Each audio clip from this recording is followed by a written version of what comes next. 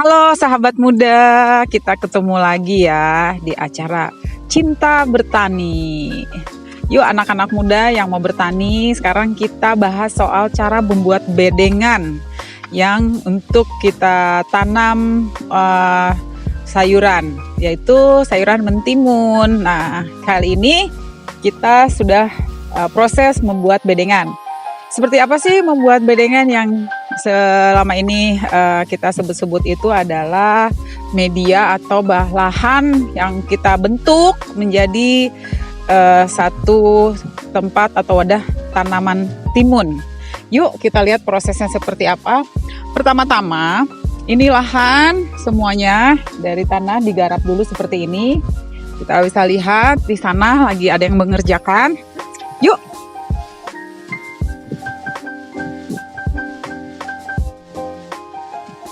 Nah, ini adalah bedengan-bedengan yang sudah jadi semua ini.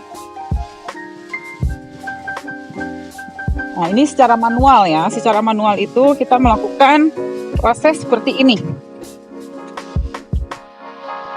Di sini kita nggak menggunakan mesin kultivator, tapi secara manual menggunakan tenaga super. Tenaga pecinta tani juga yang mempunyai kekuatan super seperti nih, seperti ini.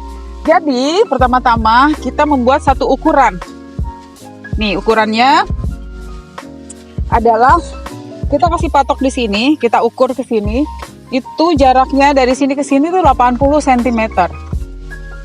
Ini untuk bedengan dan paritannya kita buat juga 80 cm. Nah, ini sudah dalam bentuk.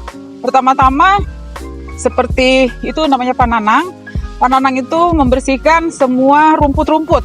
Kita bersihkan dulu lahannya dari rumput. Setelah itu, pembersihan lahan, baru dibuatlah bedengan seperti ini. Nah, bedengannya.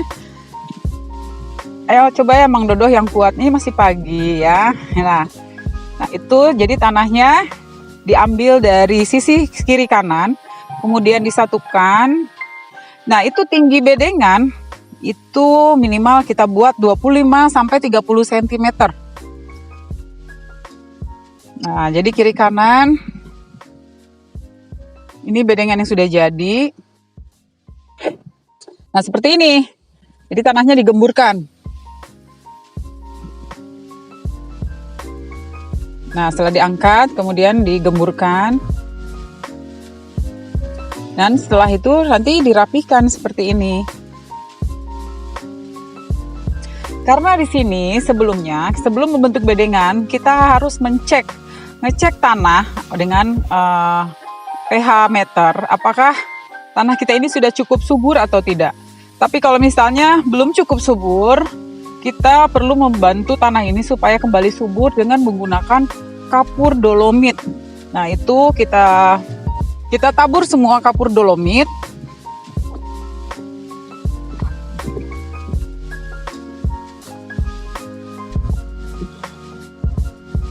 Seperti ini. Ini adalah bedengan-bedengan yang sudah kita siram dengan dolomit atau kita tabur dolomit. Nah, untuk satu karung yang beratnya itu 50 atau 35 kilo, itu kami gunakan untuk 25 meter sampai 50 meter. Jadi ini kita gunakan satu karung sepanjang bedengan ini. Dan kami menggunakan cukup tebal ya. Dan rata. Kenapa? Supaya tanah ini cepat kembali subur. Itulah fungsi dari dolomit.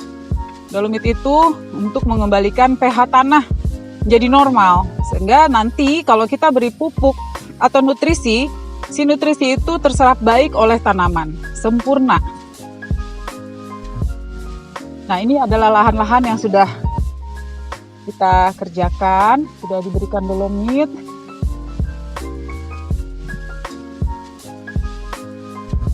Nah, kemudian bedengan yang tadi ini sudah siap. untuk kita beri pupuk setelah 14 hari pemberian dolomit.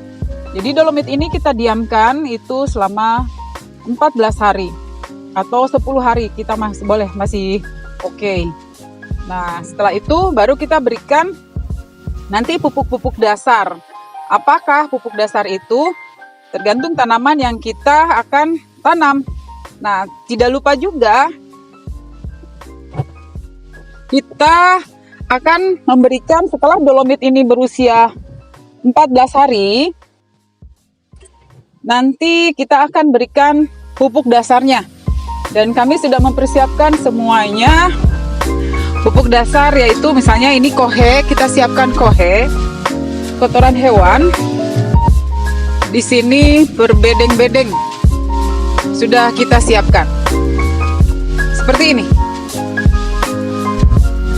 Jadi berbedeng kita udah siapkan kotoran hewan yang menjadi pupuk dasar juga salah satunya. Nah, itulah guys, setelah ini kita tentunya akan memproses sampai ini jadi. Gitu guys, sahabat muda cinta tani, yuk kita sama-sama cinta tani, dan jangan lupa selalu sehat, selalu bahagia, dan cinta tani.